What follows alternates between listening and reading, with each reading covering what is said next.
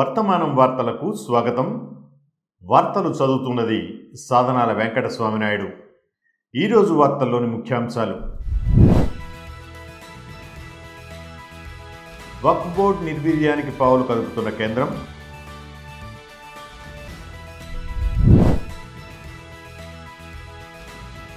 జార్ఖండ్లో భారీ వర్షాలు, 26 మందిని రక్షించిన ఎన్డీఆర్ఎఫ్.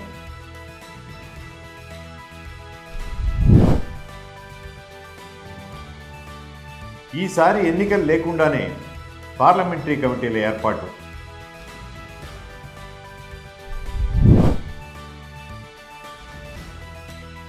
మెడిసిన్లో ఓపెన్ కోటా తొలగింపుతో తెలంగాణ విద్యార్థులకు ప్రయోజనం.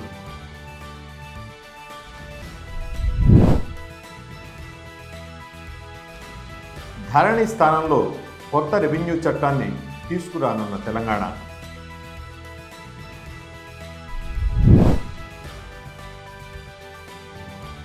నేడు అమెరికాలో పెట్టుబడిదారులతో సమావేశం కానున్న సీఎం రేవంత్ రెడ్డి.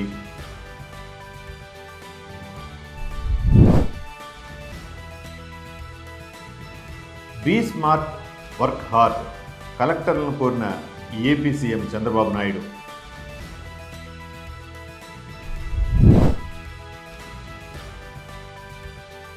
బంగ్లాదేశ్లో మరోసారి ఘర్షణలు, 100 మంది మృతి. వక్ఫ్ బోర్డుల అధికారాలను తగ్గించడాన్ని సహించబోమని ఆల్ ఇండియా ముస్లిం పర్సనల్ లా బోర్డు తెలిపింది. వక్ఫ్ చట్టం 2013లో వక్ఫ్ ఆస్తుల స్వభావాన్ని మార్చడం, ప్రభుత్వం లేదా ఏ వ్యక్తి అయినా వాటిని ఆక్రమించడాన్ని సులభతరం చేసే మార్పు ఆమోదయోగ్యం కాదని ఒక పత్రికా ప్రకటనలో తెలిపింది. వక్ఫ్ చట్టం 2013కి దాదాపు 40 సవరణలను ప్రతిపాదించింది. తద్వారా బోర్డు అధికారాలను కుదించేందుకు కేంద్రం సిద్ధమవడాన్ని ముస్లిం పర్సనల్ లా బోర్డు తీవ్రంగా ఖండించింది. విశ్వసనీయ నివేదికల ప్రకారం ఈ తరహా బిల్లును వచ్చే వారం పార్లమెంట్లో ప్రవేశపెట్టవచ్చని తెలుస్తోంది. వక్ఫ్ ఆస్తుల మతపరమైన ధార్మిక ప్రయోజనాల కోసం అంకితం చేసిన ముస్లిం పరోపకారి విరాళాలు అని ముస్లిం పర్సనల్ లా బోర్డు స్పష్టం చేసింది. వాటిని నియంత్రించడానికి ప్రభుత్వం వక్ఫ్ చట్టాన్ని రూపొందించిందని స్పష్టం చేసింది. వక్ఫ్ చట్టం, వక్ఫ్ ఆస్తులు రాజ్యాంగం, పరిషత్ అప్లికేషన్ చట్టం 1937 ద్వారా సంరక్షిస్తున్నారని, వీటిని మార్చే ఏ సవరణను చేయవద్దని ముస్లిం పర్సనల్ లా బోర్డు ప్రభుత్వానికి విజ్ఞప్తి చేసింది. వక్ఫ్ చట్టానికి తీసుకొచ్చే ఏ సవరణను ముస్లింలు ఎప్పటికీ అంగీకరించరు. వక్ఫ్ బోర్డుల చట్టపరమైన అధికారాల్లో జోక్యాన్ని సహించబోమని पर्सनल लॉ बोर्ड पेरकोंदी। हाँ, इतना ज़रूर है कि वफ़ की जो मर्यादा है, जो लोग वफ़ करते हैं, दान करते हैं, चूँकि वफ़ माने जो दान किया हुआ है ईश्वर के नाम, जिसने जिस भाव से उसको दान किया है, उस ज़मीन को या किसी भी चीज़ को जो वफ़ हो जाती है, उसका भी ख्याल हमें रखना चाहिए कि उसकी జార్ఖండ్లో గత కొన్ని రోజులుగా ఎడతెరిపి లేకుండా కురుస్తున్న వర్షాలతో సోన్ నదికి వరదలు వచ్చాయి. ఎడతెరిపి లేకుండా కురుస్తున్న వర్షాల వల్ల నది ఉప్పొంగుతుంది. ఆదివారం సాయంత్రం నుంచి హరిహర్పూర్ పోలీస్ అవుట్పోస్ట్ సమీపంలో సోన్ నది వరద నీటిలో 6 కుటుంబాలకు చెందిన 26 మంది చిక్కుకుపోయారు. సోన్ నదిలో వరదల్లో చిక్కుకున్న 26 మందిని ఎన్డీఆర్ఎఫ్ బృందం ఈ ఉదయం రక్షించింది. మాకు సమాచారం అందిన వెంటనే మేము ఎన్డీఆర్ఎఫ్ రెస్క్యూ టీంను పంపాము, వారిని సురక్షితంగా తరలించామని Garhwa superintendent of police Deepak Kumar Pandey తెలిపారు. గ్రామస్తులందరూ క్షేమంగా ఉన్నారని, ఎలాంటి ప్రాణ ఆస్తి నష్టం జరగలేదని ఎస్పీ విలేకరులకు తెలిపారు. జార్ఖండ్లో గత కొన్ని రోజులుగా ఎడతెరిపి లేకుండా కురుస్తున్న వర్షాలతో భారీ చెట్లు నేలకొరిగాయి. బొకారో, గుమ్లా, రాంచీ మరియు రామ్గఢ్ జిల్లాలు ఎక్కువగా ప్రభావితమయ్యాయి.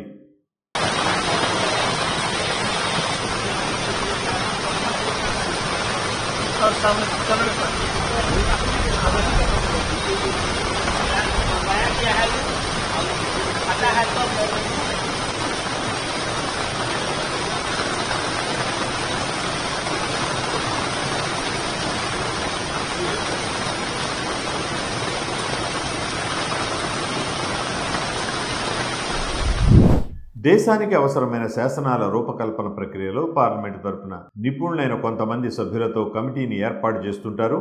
పార్లమెంటరీ ప్రజాస్వామ్యంలో ఈ కమిటీలకు విశేష ప్రాధాన్యం ఉంది. ఈ క్రమంలో పబ్లిక్ అకౌంట్స్ కమిటీతో సహా కీలకమైన పార్లమెంటరీ కమిటీలు ఈసారి ఎన్నికలు లేకుండా ఏర్పాటవడం ఒక విశేషమనే చెప్పాలి. గత లోక్సభలో ఎన్నికల ద్వారా ఏర్పాటైన కమిటీలకు భిన్నంగా ఈసారి పార్లమెంటరీ కమిటీలు ఏకాభిప్రాయంతో రూపుదిద్దుకున్నాయి. ప్రభుత్వ వ్యయాలను పరిశీలించే పిఏసీతో పాటు public undertakings committee, estimates committee, schedule కులాలు, షెడ్యూల్ తెగల సంక్షేమంపై కమిటీ, లాభార్జన కార్యాలయంపై జాయింట్ కమిటీ, ఇతర వెనుకబడిన తరగతుల సంక్షేమ కమిటీలను ఇలాగే ఏర్పాటు చేశారు. లోక్సభ స్పీకర్ ఓం ప్రకాష్ బిర్లా త్వరలో ఈ కమిటీలకు చైర్మన్లను నామినేట్ చేస్తారని పార్లమెంటరీ అధికారులు తెలిపారు. కమిటీల నియామకాలు ఏకాభిప్రాయంతో జరిగేలా పార్లమెంటరీ వ్యవహారాల మంత్రి కిరణ్ రిజిజు, అతని ఫ్లోర్ మేనేజర్ల బృందం కృషి చేసింది. కాంగ్రెస్ సీనియర్ నేత కేసీ వేణుగోపాల్, డిఎంకే నేత టిఆర్ బాలు, బీజేపీ నేతలు అనురాగ్ ఠాకూర్, రవిశంకర్ ప్రసాద్, తేజస్వి సూర్య, తృణమూల్ నాయకుడు సౌగతార్ రే, సమాజ్వాదీ పార్టీ నాయకుడు ధర్మేంద్ర యాదవ్లు పిఏసీలో సభ్యులుగా ఉన్నారు. माननीय मंत्री महोदय, माननीय वित्त मंत्री जी, एक विवरण सभा पटल पर रख दीजिए। माननीय सदस्य, अध्यक्ष महोदय, हम सभी जानते हैं कि भारत एक कृषि प्रधान देश है। రాష్ట్రంలో వైద్య విద్య అడ్మిషన్ల విషయంలో ఓపెన్ కోటా తొలగింపుతో తెలంగాణ విద్యార్థులకు ప్రయోజనం చేకూరనుంది. ఈ మేరకు Kaloji Narayana Rao university of health sciences 15% కోటాను తొలగిస్తూ ఉత్తర్వులు జారీ చేసింది. తద్వారా రాష్ట్రంలోని ఎంబీబీఎస్ డెంటల్ సీట్లలో ఎక్కువ మంది తెలంగాణ విద్యార్థులు ప్రయోజనం పొందనున్నారు. ఈ ఏడాది జాతీయ స్థాయి ప్రవేశ పరీక్ష నీట్లో అర్హత సాధించిన అభ్యర్థులు దరఖాస్తు చేసుకోవచ్చు. ఆగస్టు 13 సాయంత్రం 6 గంటల వరకు అభ్యర్థులు ఆన్లైన్లో నమోదు చేసుకోవాలని అధికారులు సూచించారు. నిర్ణీత దరఖాస్తు ఫారం పూర్తి చేయడంతో పాటు అభ్యర్థులు సంబంధిత సర్టిఫికెట్లను స్కాన్ చేసి వెబ్సైట్లో అప్లోడ్ చేయాలని వారు సూచించారు. ఆన్లైన్లో సమర్పించిన దరఖాస్తులు, సర్టిఫికెట్లను విశ్వవిద్యాలయం పరిశీలించిన తర్వాత తుది మెరిట్ జాబితాను విడుదల చేస్తారు. గతంలో 15% సీట్లను ఓపెన్ కోటాలో ఉంచి రికార్డుల ఆధారంగా 2 రాష్ట్రాల విద్యార్థులకు ఇచ్చేవారిని ఇప్పుడు 10 ఏళ్ల తర్వాత ఉమ్మడి రాజధాని నిబంధనలు ముగియడంతో ఈ కోటాను తొలగించారు. రాష్ట్రంలో పీజీ డెంటల్ సీట్ల భర్తీకి కూడా విశ్వవిద్యాలయం నోటిఫికేషన్ను విడుదల చేసింది. దీనికి నీట్, ఎండిఎస్ పరీక్షల్లో అర్హత సాధించిన అభ్యర్థులు దరఖాస్తు చేసుకోవడానికి అర్హులు. ఎండిఎస్ కోర్సులో కన్వీనర్ కోటా సీట్లను ఈ నోటిఫికేషన్ ద్వారా భర్తీ చేస్తారు. క్షేత్రస్థాయిలో భూ పరిపాలన వ్యవస్థలను బలోపేతం చేస్తూ రైతుల సమస్యలను పరిష్కరించేందుకు రేవంత్ రెడ్డి ప్రభుత్వం కొత్త రెవెన్యూ చట్టాన్ని తీసుకువచ్చేందుకు సిద్ధమైంది. ఈ మేరకు 124 రెవెన్యూ చట్టాలను ఒకే గొడుగు కిందకు తీసుకురావాలనే లక్ష్యంతో కొత్త చట్టంలో గణనీయమైన మార్పు తీసుకురావడానికి సన్నాహాలు చేస్తోంది. మారుతున్న పరిస్థితులు, పెరుగుతున్న అవసరాలు, ఆధునిక సాంకేతిక పరిజ్ఞానానికి అనుగుణంగా కొత్త ఆర్ఓఆర్ చట్టం రూపకల్పన జరిగింది. ఈ చట్టం కోసం 18 రాష్ట్రాల్లోని భూ చట్టాలను నిశితంగా అధ్యయనం చేసి వాటిలోని ఉత్తమ విధానాలకు చోటిచ్చినట్లు చెబుతున్నారు. ప్రస్తుతం ఉన్న చట్టం ప్రకారం ఏ చిన్న సమస్య వచ్చినా సీసీఎల్ఏకు రావాల్సిన పరిస్థితి ఉందని, అయితే కొత్త చట్టంలో అధికారాల వికేంద్రీకరణ కారణంగా ప్రజలకు గ్రామ, మండల స్థాయిల్లోనే సేవలు అందుబాటులోకి వస్తాయని నిపుణులు అంటున్నారు. ఈ చట్టం ద్వారా రాష్ట్ర ప్రభుత్వం అన్ని రెవెన్యూ చట్టాలను ఒకే గొడుగు కింద తీసుకురావాలని కోరుతోంది. తద్వారా వివిధ రకాల ఆస్తులకు సంబంధించిన అన్ని అవాంతరాలను కొత్త ఆర్ఓఆర్ చట్టం తొలగిస్తుందని ధరణి ప్యానెల్లోని కమిటీ సభ్యుల్లో ఒకరు వివరించారు. రాష్ట్రానికి భారీ పెట్టుబడులే లక్ష్యంగా సీఎం రేవంత్ రెడ్డి అమెరికా పర్యటన చేపట్టారు. ఇందులో భాగంగా నేడు న్యూయార్క్లో పెట్టుబడిదారులతో సమావేశం కానున్నారు. ఈరోజు కాగ్నిజెంట్ సీఈఓతో సీఎం భేటీ అవుతారు. సిగ్నా కంపెనీ సీనియర్లతో రేవంత్ చర్చలు జరపనున్నారు. అమెరికాలో ఉన్న కౌన్సిల్ జనరల్ ఆఫ్ ఇండియాతో లంచ్ మీటింగ్లో పాల్గొనున్నారు. అలాగే పలు కంపెనీల ఓనర్లతో తెలంగాణ ముఖ్యమంత్రి భేటీ కానున్నారు. తెలంగాణ అభివృద్ధిలో ఎన్ఆర్ఐలు భాగస్వామ్యం కావాలని ఈ సందర్భంగా సీఎం పిలుపునిచ్చారు. తెలంగాణ కాంగ్రెస్ విజయంలో ఎన్ఆర్ఐల సహకారం ఉందని రేవంత్ పేర్కొన్నారు. న్యూయార్క్లో 6 రోజుల పర్యటన తర్వాత సీఎం దక్షిణ కొరియాకు వెళ్తారు. ఈ 10 రోజుల పాటు పారిశ్రామిక దిగ్గజాలతో 52 సమావేశాల్లో పాల్గొనున్నారు.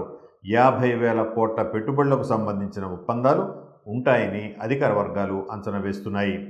ఐటీ, ఫార్మా, ఇతర పరిశ్రమల రంగంలో ఇప్పటికే రాష్ట్రంలో పెట్టుబడులు పెట్టిన పలు అంతర్జాతీయ సంస్థల ప్రధాన కార్యాలయాల్లో కంపెనీల అధిపతులతో సీఎం నేతృత్వంలోని బృందం సమావేశం కానుంది.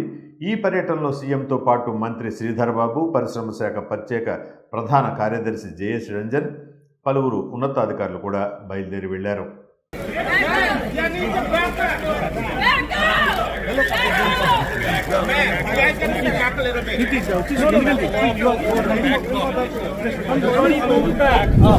ఆంధ్రప్రదేశ్లో తెలుగుదేశం కూటమి ప్రభుత్వం అధికారం చేపట్టిన తరువాత సీఎం చంద్రబాబు తొలిసారి కలెక్టర్ల సదస్సు నిర్వహించారు.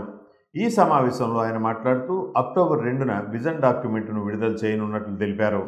కలెక్టర్లందరూ ప్రజల వద్దకు వెళ్లి చిన్న చిన్న సమావేశాలు నిర్వహించి వారి సమస్యలను తెలుసుకుని వాటిని పరిష్కరించాలని సీఎం చంద్రబాబు కోరారు. ప్రజల పట్ల సానుభూతితో ఉండండి, నీచమైన భాష ఉపయోగించవద్దు లేదా అహంభావంతో ఉండకండి, మీ పని సమర్థవంతంగా అమలు చేయండి, సంప్రదాయ కలెక్టర్లా పనిచేయకండి, శాసనసభ్యులకు గౌరవం ఇవ్వండి, వారి సమస్యలను వినండి అని హితవు పలికారు. తప్పు చేయాలని తాను అధికారులకు చెప్పబోనని, కానీ ప్రజాప్రతినిధులు అధికారుల దృష్టికి తీసుకొచ్చే సమస్యల పరిష్కారానికి అధిక ప్రాధాన్యత ఇవ్వాలని సీఎం సూచించారు. విధి నిర్వహణలో అలసత్వం ప్రదర్శిస్తే మాత్రం చర్యలు తప్పవని సున్నితంగా హెచ్చరించారు. సమస్యలు పరిష్కరించడంలో తెలివిగా వ్యవహరించండి, కష్టపడి పని చేయండి అని కలెక్టర్లకు సీఎం చంద్రబాబు ఉద్బోధించారు. అవన్నిటికీ ఫుల్ స్టాప్ పెట్టాల్సిన అవసరం ఉంది. ఒక న్యూ ఓరియంటేషన్తో మీరందరూ ముందుకు పోవాల్సిన అవసరం ఉంది. బంగ్లాదేశ్లో మళ్లీ ఘర్షణలు చెలరేగాయి. దేశవ్యాప్తంగా వివిధ ప్రాంతాల్లో ప్రధాని షేక్ హసీనా రాజీనామాను డిమాండ్ చేస్తూ నిరసనకారులు, అధికార పార్టీ మద్దతుదారుల మధ్య ఆదివారం జరిగిన భీకర ఘర్షణలో 14 మంది పోలీసులతో సహా దాదాపు 100 మంది మరణించారు, వందలాది మంది గాయపడ్డారు. స్టూడెంట్స్ ఎగెనెస్ట్ డిస్క్రిమినేషన్ బ్యానర్తో ప్రదర్శనకారులు ఉద్యోగ కోటా వ్యవస్థపై ప్రభుత్వం రాజీనామా చేయాలని డిమాండ్ చేయడంతో ఘర్షణలు ప్రారంభమయ్యాయి. వారు అవామీ లీగ్, ఛత్రాలీగ్, జుజో లీగ్ కార్యకర్తల నుండి వ్యతిరేకతను ఎదుర్కొంటున్నారు. బంగ్లాదేశ్లో ఘర్షణల సందర్భంగా ఇటీవల వారాల్లో 11,000 మందికి పైగా అరెస్ట్ చేశారు. వేలాదిగా ఉన్న ఆందోళనకారులను చెదరగొట్టేందుకు పోలీసులు బాష్పవాయు గోళాలను, గ్రెనేడ్లను ప్రయోగించారు. రాజధాని ఢాకా, ఉత్తర ప్రాంత జిల్లాల్లో ఆదివారం హింసాత్మక సంఘటనలు చోటు చేసుకున్నాయి. దేశంలో ఇప్పటికే ఇంటర్నెట్పై నిషేధం అమల్లో ఉంది. ఆదివారం సాయంత్రం నుంచి నిరవధిక కర్ఫ్యూను కూడా విధించారు. నేటి నుంచి 3 రోజుల పాటు సాధారణ సెలవు దినాలుగా ప్రభుత్వం ప్రకటించింది. మరో వంక ప్రభుత్వం గద్దె దిగే వరకు తాము ఆందోళన విరమించేది లేదని విద్యార్థులు స్పష్టం చేశారు.